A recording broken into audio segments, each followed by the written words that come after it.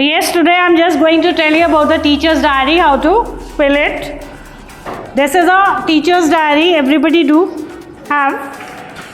Then there is your personal information you have to fill here.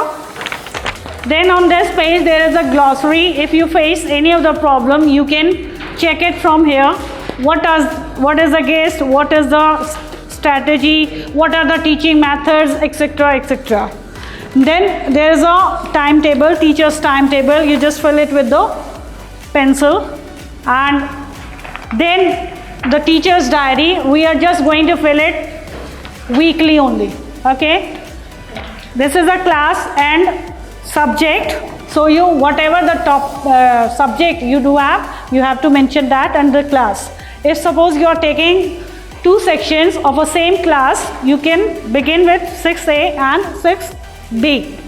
For the better explanation, I would like to invite our Honorable Director Sir to explain you well. So please. Thank you ma'am.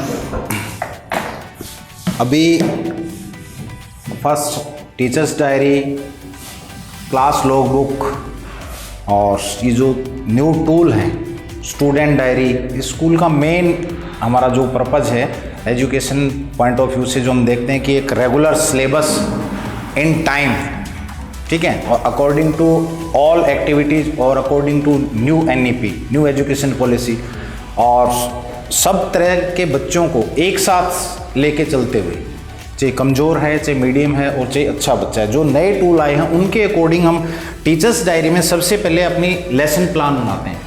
उस lesson plan में आपको ये बताया है कि इस lesson plan में हमें कितने लेसन्स किसी भी एक टॉपिक को कवर करने के लिए चाहिए, और वो कौन से टूल हैं जो स्लो लर्नर बच्चों के लिए बेनिफिशियल हैं, वो कौन से टूल हैं जो एक्स्ट्रा ऑर्डिनरी स्टूडेंट्स के लिए हमें यूज करने हैं, वो हम पर्टिकुलर अपनी टीचर्स डायरी में मेंशन करते हैं.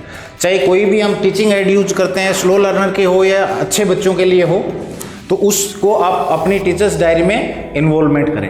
उसी चीज़ को आप यदि क्लास में लेके आते हैं, ठीक है, क्लास में हर रोज़ तो मैनेजमेंट आपके लिए विजिट लगाता नहीं है. टीचर्स डायरी एक क्या है, टीचर का एक आईना है एक्चुअल में.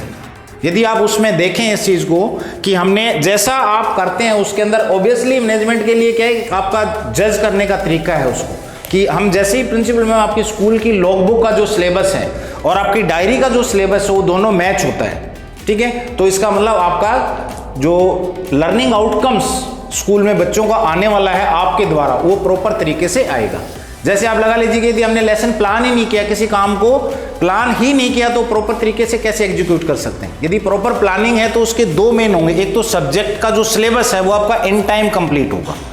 सब्जेक्ट का सिलेबस इन टाइम कंप्लीट होगा तो बच्चों को रिवीजन करने का टाइम मिलेगा, और जैसे उनका एग्जामिनेशन चलेगा तो आप उसको प्रॉपर तरीके से, बेहतर तरीके से तैयार करवा पाएंगे. ये पेरेंट्स के लिए भी हेल्पफुल है, आपके लिए भी हेल्पफुल है, और मैनेजमेंट के लिए भी हेल्पफुल है कि कोई टीचर किसी क्लास में कितना अपना आउटपुट दे रहा है, कहीं किसी बच्चे के साथ अनजस्टिस तो नहीं हो रहा.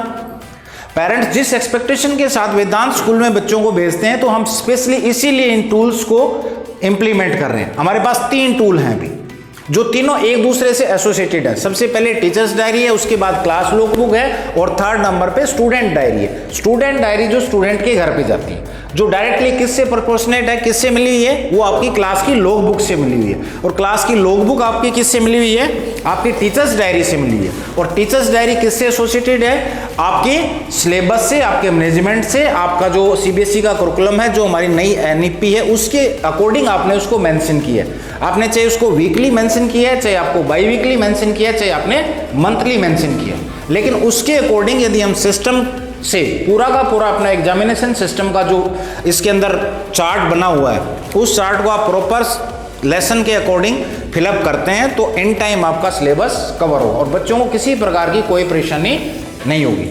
नंबर 1. दूसरा, यदि मैनेजमेंट किसी भी टाइम पे आपको जज करना चाहते हैं, ठीक है, कि आपने कितना वर्क किया है, तो दोनों को मैच करने के बाद आपकी लेसन डायरी में वो चेक करेंगे कि हाफ सिलेबस हुआ है. सपोज करो ड्यू टू सम रीजन आपको किसी वजह से छुट्टी जाना पड़ता है, आपकी जगह कोई दूसरा टीचर एसोसिएट होता है, तो उसको इमीडिएटली पता चल जाए कि आपने 6 चैप्टर कंप्लीट किया है. कहाँ से स्टार्ट करना है, 7 से, ठीक है. तो एक किसी प्रकार का सिलेबस में होच पोच नहीं हो, बच्चों में किसी प्रकार का कंफ्यूजन नहीं हो. नहीं तो क्या होता है, अक्सर स्कूल में क्या पढ़ा रहे हैं पता ही नहीं चल रहा, इतने सारे टीचर्स हैं, मैनेजमेंट को ये बेनिफिट है कि डेली जो डायरी आपकी जाती है प्रिंसिपल ऑफिस में कि कहाँ किस चीज़ का सिलेबस हुआ है। यदि कहीं इनकम्प्लीट है, जैसे फॉर एग्जांपल अभी ले लीजिए हमारा जो अभी FA1 का एग्जाम हो रहा है, सबका आपका डायरी में मेंशन है, टीचर्स डायरी में से और लॉग बुक में से आ रहा है, तो वो क्या है, नीट एंड क्लीन है, सिलेबस सबका कंप्लीट है, रिवीजन स्टार्ट है, कॉपी करेक्शन कंप्लीट है।